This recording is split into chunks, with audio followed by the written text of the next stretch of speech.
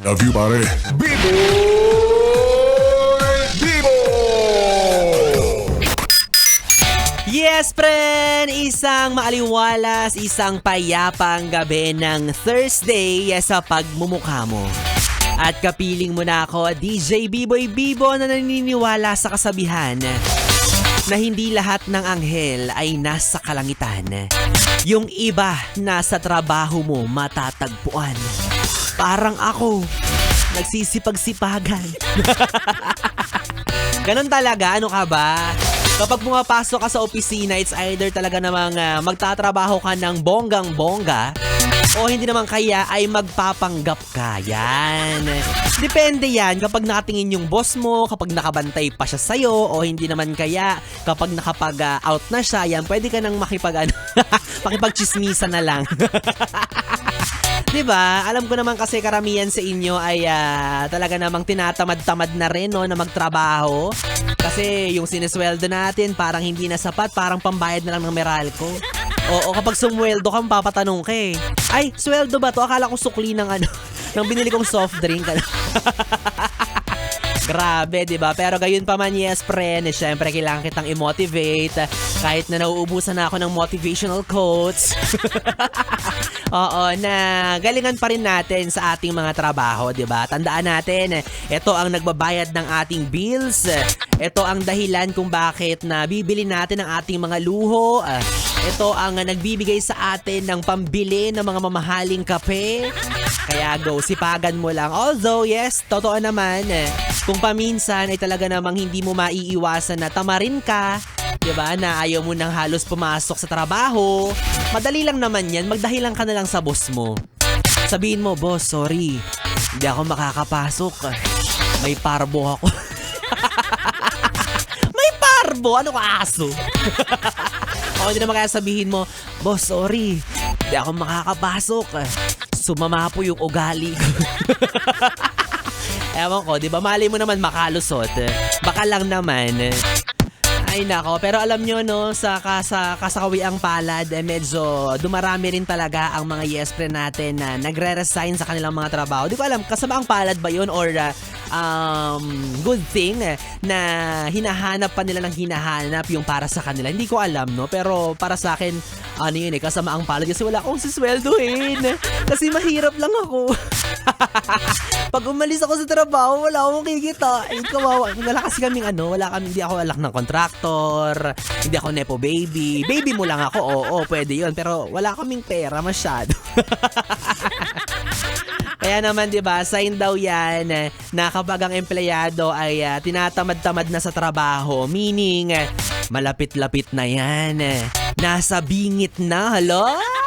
Bingit ng bingit ng resignation. Ito nga yung pinag-uusapan natin kagabi, no, or nung isang araw, yung tungkol sa pagbitaw mo sa trabahong minsan mong minahal, minsan mong pinangarap na mapasukan, pero ngayon handa ka ng bitawan at talikuran. Oh! Pero syempre, meron din naman tayong iilan ng mga yes pre na talaga namang practical din. Diba? Yung sabi ko nga, dapat pinag-iisipan yan. Dapat malalim talaga yung dahilan. Oo, hindi lang siya basta-basta na kapag naisipan mong ayaw mo na. Hindi ganon. Syempre, dapat i-consider natin yung mga factor na dapat number 1, yung sweldo. Yan, diba? Saan ka kukuha ng pera kapag nag-resign ka sa trabaho? Eh, hindi naman tayo nakapag-ipon. Diba? Naka-iPhone, oo, pero iPhone wala. Pangalawa, yung mga bayarin mo, yan, saan mo kukunin yung mga pambayad mo ng Meralco, ng Nawasa, ng internet, o tapos yung mga luho mo pa. O, diba? Medyo mahirap yan. Tapos, jowa mo, 2 pa. Ay, nako. Sakit sa ulo talaga yan. Kaya ikaw, yes, friend, again, kagaya ng paulit-ulit kong sinasabi nung nakaraang araw, pag-isipan mo ng mabuti. Pero, di ba, yan yung sinasabi natin na yung iba nga nating yes friend dyan, kahit hirap na, kahit sukong-sukot, sukang-suka na, eh hindi pa rin makabitaw. Syempre nga naman kasi, pinag-iisipan nila ng mabuti. Diba? Kumbaga, kapit na kapit pa rin na para bang siya tarsier.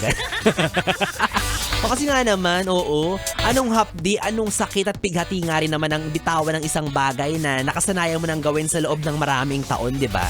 Kumbaga, panibagong adjustment, panibagong pakikipagkilala, panibagong pakikisama, ang hirap niya. Panibagong pakikipagplastikan, ang hirap niyan. Parang ikaw, di ba? Na kapit pa rin sa relasyon ninyo ng jowa mo kahit na alam mong wala namang pag-asa na maisalba nyo pa yung relasyon na meron kayo. Kumbaga, dalawa na nga lang kayo sa relasyon, nagpaplastikan pa kayo. Yan. Proud na proud ka, ang yabang-yabang mo. Kami ng jowa ko, 10 years na kami. 10 years na kayo naglolokohan. Kaya naman ikaw, yes friend, congratulations sa pagmumukha mo. Kung ikaw ay umabot sa mahabang panahon ng pakikipagrelasyon, di ba? Mapa maganda or mapa hindi man kagandahan ang inyong pinagsamahan, ng mahalaga kayo pa rin ng mokong na yan. At gaya ng lagi kong bilin sa'yo, dahil alam mong red flag yung jowa mo, ay wag mo na yung papakawalan. Kasi baka mapunta pa sa amin yan. Ay, nakawala anyways mga yes friend, para sa iyo na nag-iisip-isip kung dapat mo na nga bang bitawan ang iyong trabaho o hindi naman kaya dapat mo nang bitawan ang red flag na jowa mo. O eto, wag mo na munang pag-isipan yan. Ang pag-isipan mo muna kung paano mo masusungkit ang papremyo sa gabing ito dahil ito na ang hinihintay mong ACS! Pera lang yan! ACS! Pera lang yan! ACS! Hay nako. Huwag ka nang malungkot kung nagdadalawang isip ka kung dapat ka na nga bang mag-resign sa iyong kumpanya o hindi naman kaya kung niloloko ka ba ng iyong jowa, yaan mo na yung mga bagay na yan. Hindi mo yan kontrolado, pero eto, kontrolado mo. Nasa palad mo mismo, nasa daliri mo ang pagkakataong manalo ng 500 piso dahil sa gabing ito, sa akin mo makukuha ang 500 piso. Gusto mo ba ng 500 piso?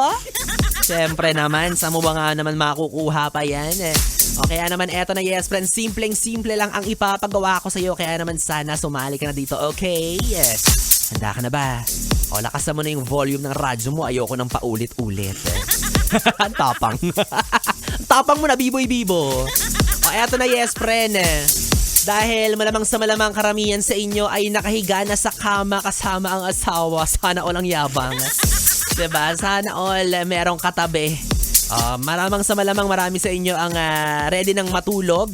Kaya naman ang gusto ko lang ay mag-send ka sa akin ng kumot. Picture ng kumot mo. Oo, picture ng kumot mo o nyo. Kung sino man ang kasama mo sa ilalim ng kumot na yan na lumulutang pagdating ng madaling araw. Hala, lumulutang yung kumot. Bakit kaya? Bakit nakaangat yung kumot? May nakatalokbong. Okay picture ng kumot mo na malinis. Yan, dapat malinis Dagdag sa mechanics, dapat malinis. Ayoko ng parang pinahiran na ng kung ano-ano. Oo, dapat malinis. Yung para bang nilabahan na gamit ang Pride detergent. Yes. Ay, segue.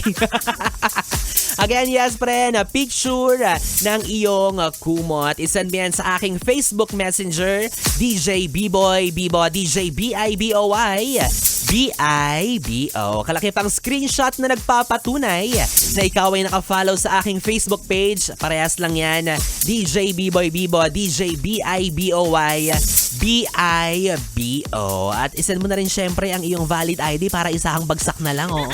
Wala nang maraming chat-chat kasama si B-Boy Bibo kasi tamad talaga akong mag-reply, pasensya ka na.